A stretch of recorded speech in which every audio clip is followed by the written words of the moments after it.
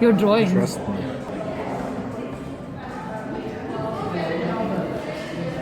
Right.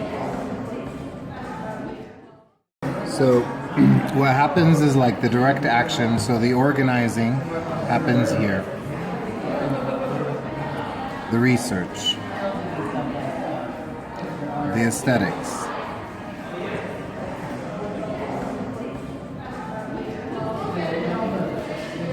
Right? All of this happens here. This is the group. The action is what people see. All of this is behind. Right? This is informed by that. Right? So number 1 comes here. This is done at this institution. The impact is twofold. Impact here, brand, harm.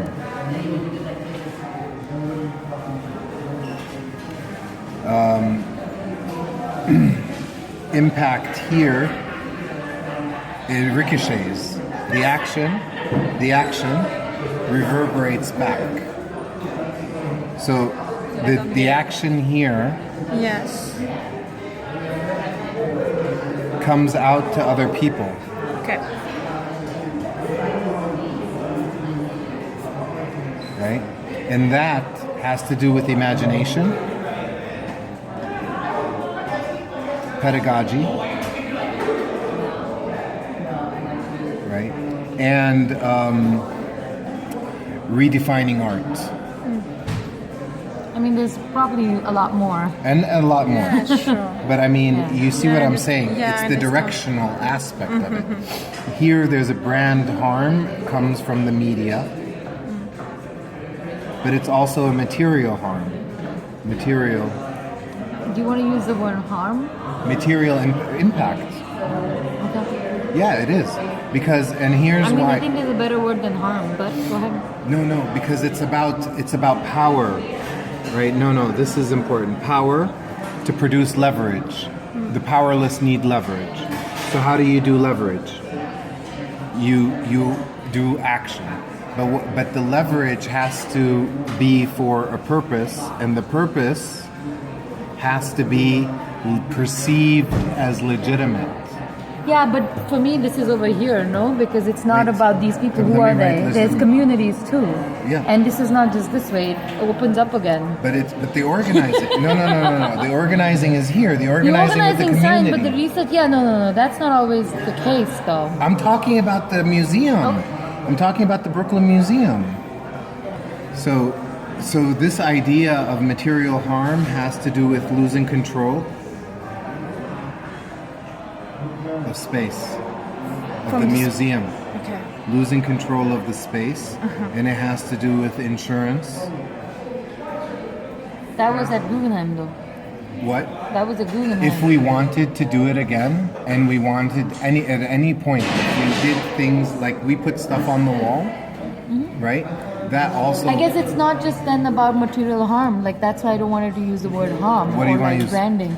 It actually questions what this institution is in terms of what kind of how it plays out in the context of art, right? The idea of white walls or security guards, staying to protect these walls. Like the value of art, it being deeply embedded not just with capitalism, but also being a settler colonial state, and what is it representing? But that's why So- pedagogy, imagination, and redefining art happen through these I kind know, of things. that's fine, but I just don't know if these are the only... I guess I'm trying to complicate it more than trying to simplify it. This is a distillation. You Yeah. don't have to see. There's material and then there's brand, Yeah. right? So we can take this out. Yeah. I think impact, material impact, brand impact. Between so you're always doing the action against the institution. There's dialogue happening. It's a form of dialogue, right? But it's also a different conversation. So by doing this, we have a horizontal conversation this way, even though we don't have to be in the room, and we're having it with people that we've never met. And it's a directional one with the institution itself, because there were a set of demands, and those demands were clearly kind of negotiated and articulated. So this for the Brooklyn Museum, this is part of what was going on. But always, you never get to the point of action Yeah. You never get to the point of action, and the action has to be calibrated. It has to measure. It can't seem. I'll make another drawing. Okay. It's also because I always have to take the pen away from you, but I understand that. Yeah. So this is Brooklyn Museum, right? You have a director, but you have like a set of exhibitions going on into the museum. There is on this, there's of course a director, but there's always a board of trustees, right? So you have director, curator. Let's say these are just very vaguely I'm giving these terms. That's right. And then the board of trustees, right? Well, you have the guards. And I'm going there. Don't worry about it. And then you have the guards, who Put staff. guards staff who. No, other than like the other. I did slash staff. Okay. And then you have this, right? So now in the context of Brooklyn Museum, you have a board of trustee who's also a real estate developer. Oh, sorry, my drawing is becoming bad. Okay, but this museum, right, is in this neighborhood, Yeah. which is where is the neighborhood? What is East it? Flatbush. East Flatbush, right?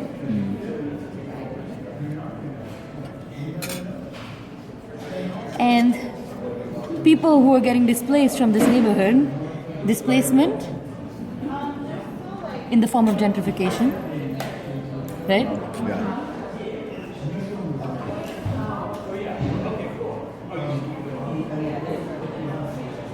Of black and brown folks, mainly, right? Who are landlords. That's what's interesting. And we're mainly landlords. Right? There's this owners. factor playing on, right? So this is something that the museum has specifically been working with, as like there was actions that had already happened. There was a group from this community who had been forcing the museum to remove the board of trustees from this museum, right? So that was something going on. Okay. Next thing that this museum does, right, is do an exhibition called This Place. Now, This Place exhibition is on the 4th floor of the museum. Right next to it, you open the door, and right next to it is another exhibition called Agitprop. Right? Agitprop is another exhibition. Did you go to that one? No. Okay. So that was like on the 4th floor, you have both of these exhibitions going on. So a lot of our friends, right, who are working within political frameworks in the art, mainly social justice frameworks, right, were part of this exhibition. Now this exhibition was also named by New York Times as most political work that the Brooklyn Museum is doing. Amazing things written about it. But right next to that is this exhibition going on, which is This Place, right, which is about Israel / Palestine. Now, but it normalizes the occupation. You would see images of Israeli settlers, right, in homes with families, with kids, and like you would see images of settlements. But anytime you would see, most of the times when you saw the Palestinians, they were either in checkpoints, right? So the humanity of the Palestinians were also taken out of context, or you would only see the wall. There wasn't a celebration of life, as they put it, in some ways, represented in any way. So photography also as a tool to normalize the occupation. That was going on, right? So then we understood this was the layout of what the things were going on. The other thing is that this land is a Lenape land. Right? That was, before Occupied territory. it's occupied territories in itself, right? So this is where you begin with a settler colonial framework or a decolonizing framework, right? That's why we called it the decolonial cultural framework. So it's not just about displacement in Brooklyn, it's also about displacement It's also displacement in Palestine. It's also based on displacement on the history of this land. So then you use the museum, the institution, as a pedagogical space to connect these through a decolonizing framework. So when we went into the museum, we already knew this work was going on. So we collaborated with this community. This was, Brooklyn Anti-Gentrification Network, because they had one piece in this show. We started with a statement about what does it mean to be thinking of resistance when you're already on occupied territory. That's how we began. We began with acknowledging that this is an unoccupied land.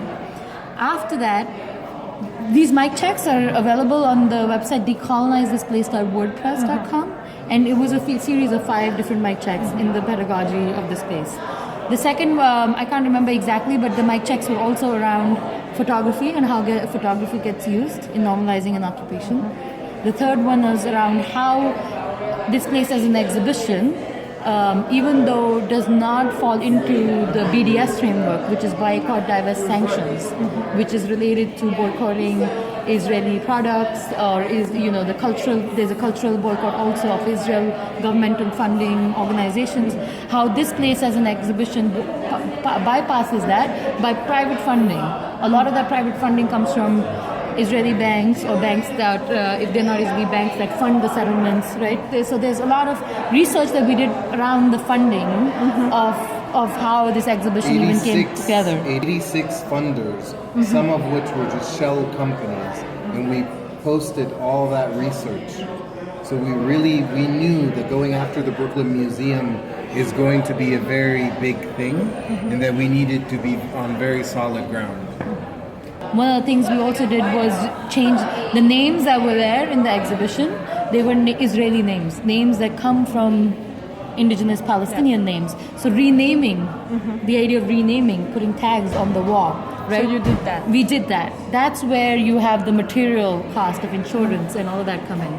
But then what we did was actually put this entire thing in a decolonial framework versus just a social justice, one demand kind of a situation.